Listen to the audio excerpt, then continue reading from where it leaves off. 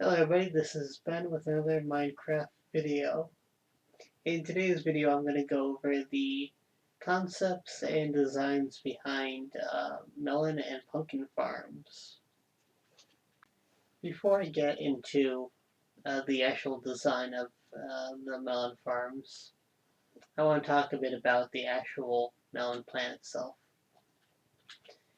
Unlike other crops where you directly plant and harvest them, in the case of melons and pumpkins, you plant a stalk, and then that stalk will randomly generate melons or pumpkins in an adjacent block.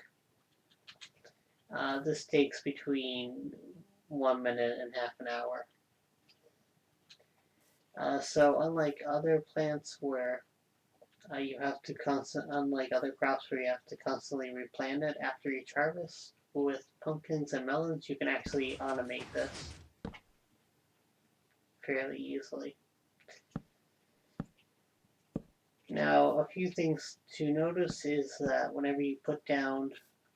whenever one of these spawns, the vine automatically attaches to it. So if you have two vines next to each other, you're going to lose some spawning, because if one spawns in the middle, both of them will attach, and this one over here will not generate another one. Another issue is that these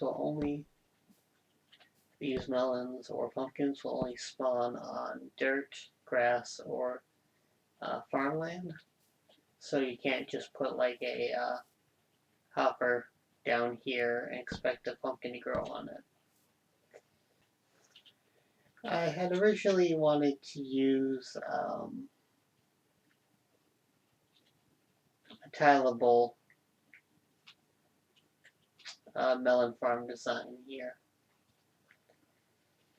The idea would be that you would have one crop, one stalk, and then one block of dirt in front of it. This would mean that this crop would always spawn a melon right here, and they wouldn't mess with each other. And that would give you pretty much the maximum amount of melons possible.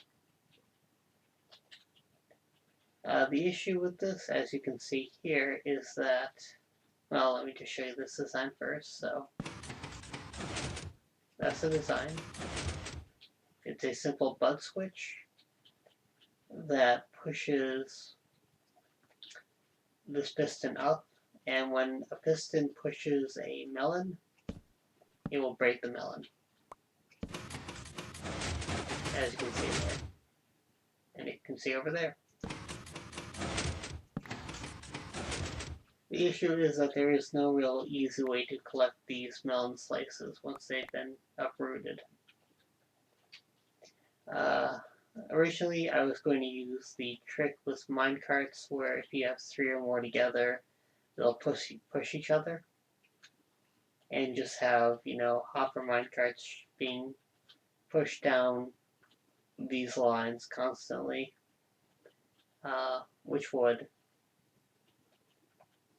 pick up the melon slices for us and then deposit them in the hopper at the end here.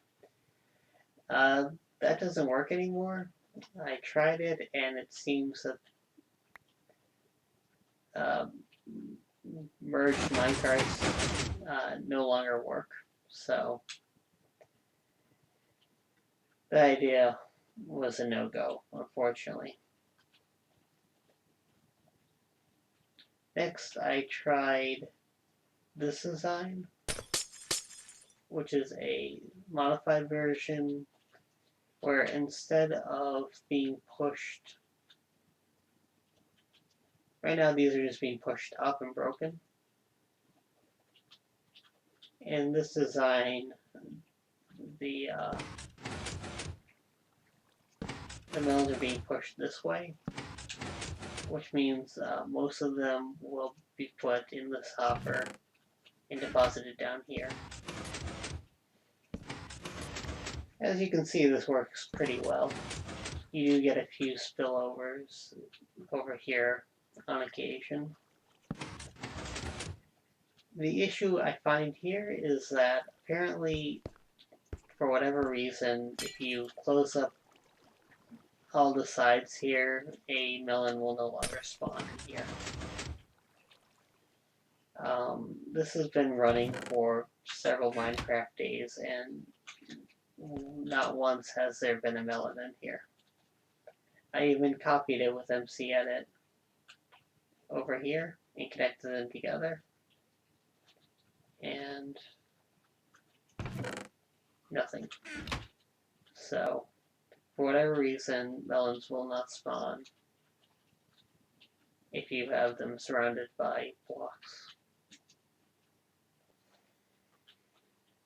So after the failure of those two, I decided to go more traditional. This you'll recognize as a very traditional melon or pumpkin farm.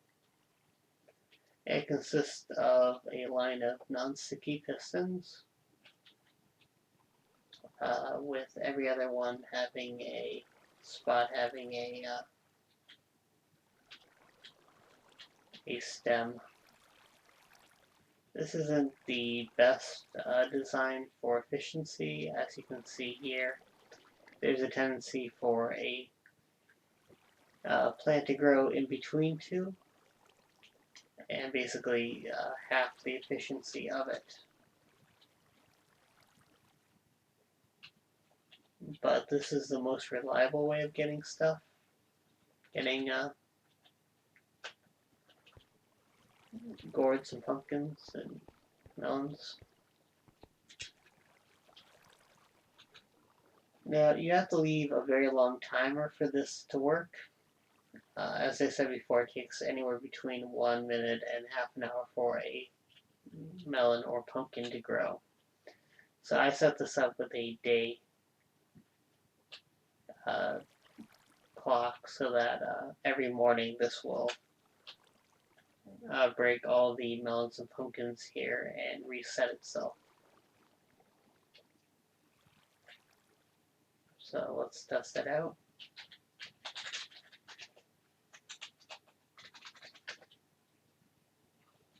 Okay, so this has turned itself off. Now if we turn it on, it will break all of these.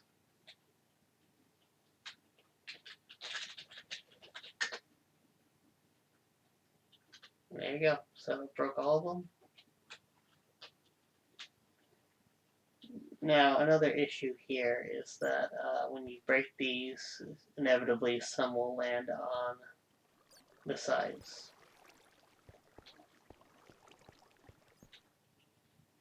That really can't be helped.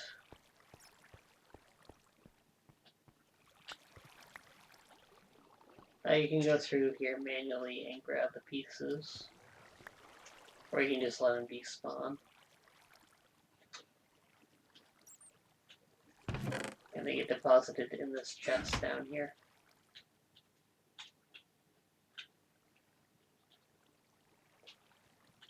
The cool thing about this is that it is, and we already have one regrown, is that it is endlessly extendable. You can continue adding sections onto this to increase the amount of pumpkins and melons you get.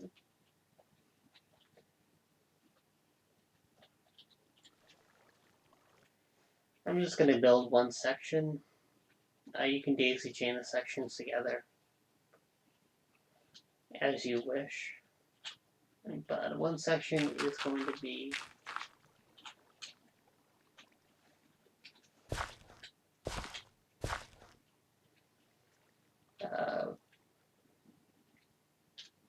7 wide.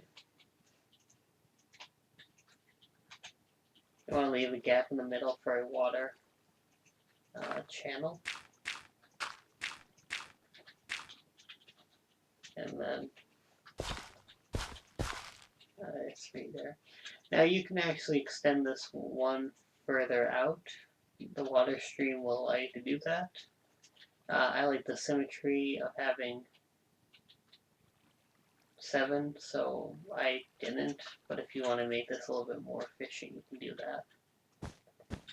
Next, you want to use ice for this. Ice can be gotten using Silk Touch.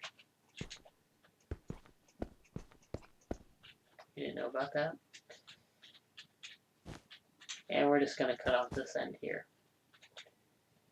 Next, we want to add water. This is to convey the items once they're broken to the end here. And yeah, this can be extended one further out if you want to add another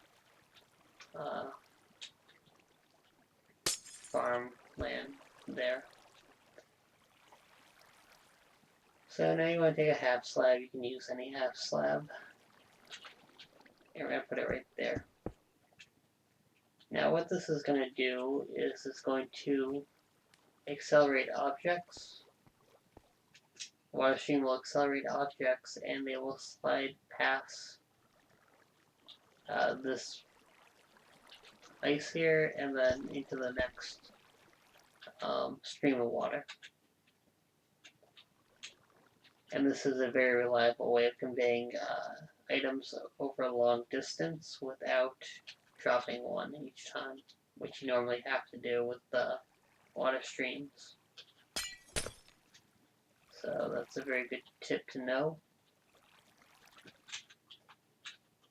Okay, so now we're going to fill in our non-sticky pistons. So we want to put a non-sticky piston behind each non-farmland, basically. Anywhere where a melon or a pumpkin could spawn. Okay.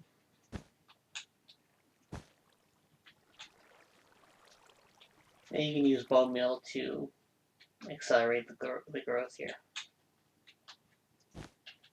Now we're going to set up the cables, the redstone wire.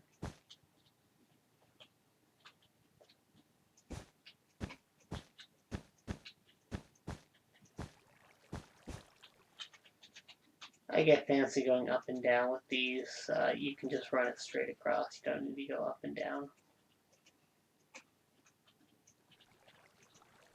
And here actually we want to put repeaters.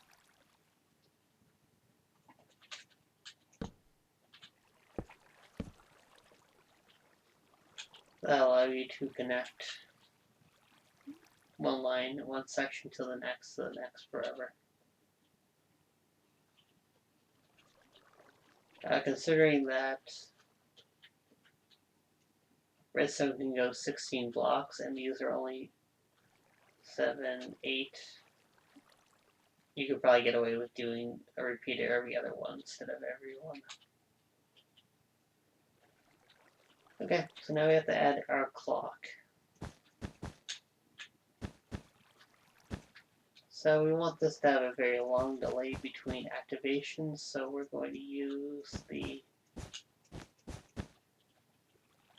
daylight sensor to have it trigger during morning.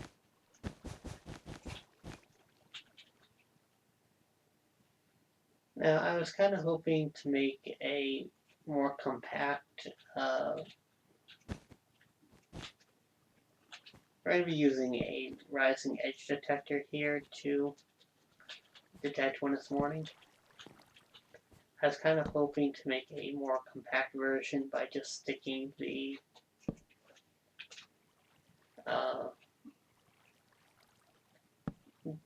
day sensor on top here, but that does not work.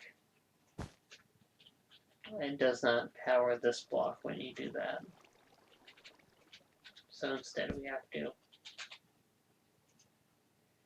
put it like that. Now you saw there when this block is powered, it will cause this to blink on for a second, for exactly 1 tick. So that will only trigger when it's morning.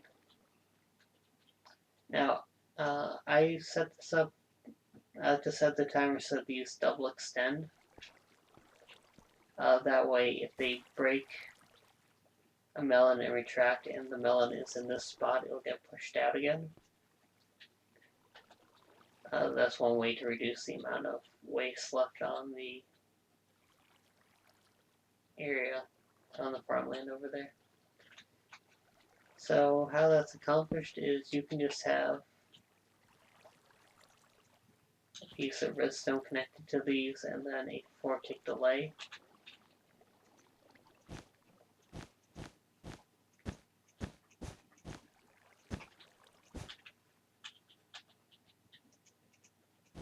And that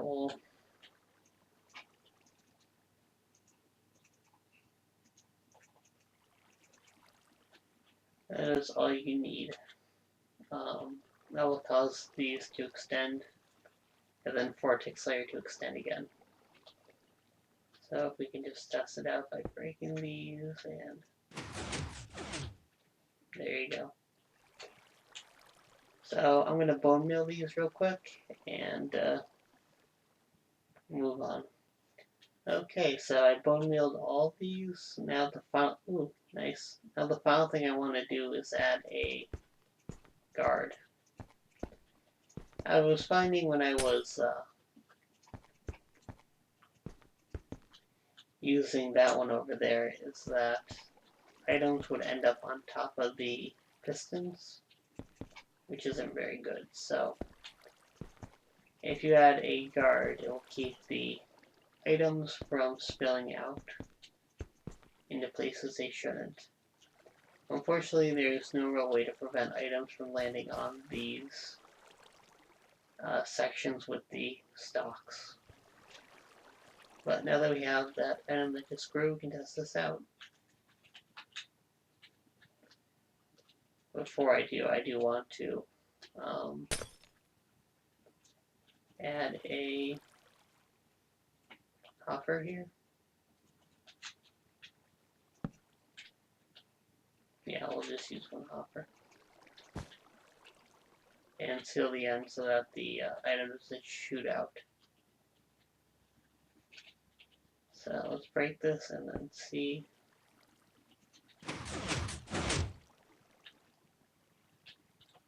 So that actually got shot out over here. Interesting. And we got 4 melons there.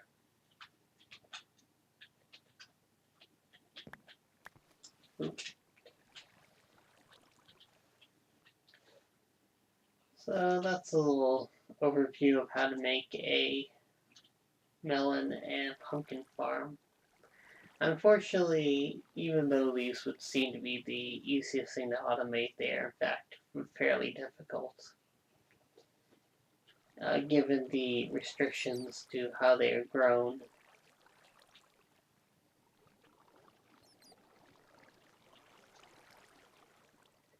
But this design works fairly well if you have enough resources to build one. You do get a good amount of resources out of them.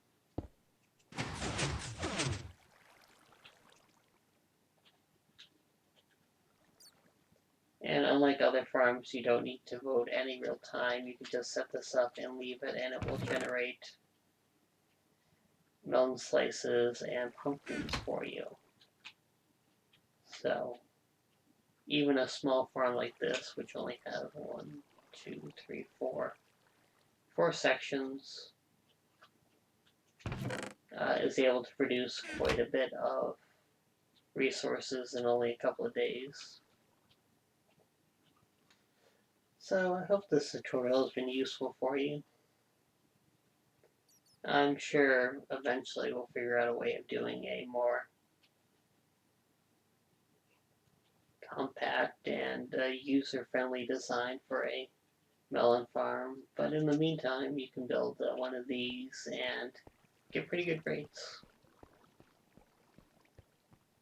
So, until next time, have a good day. Goodbye.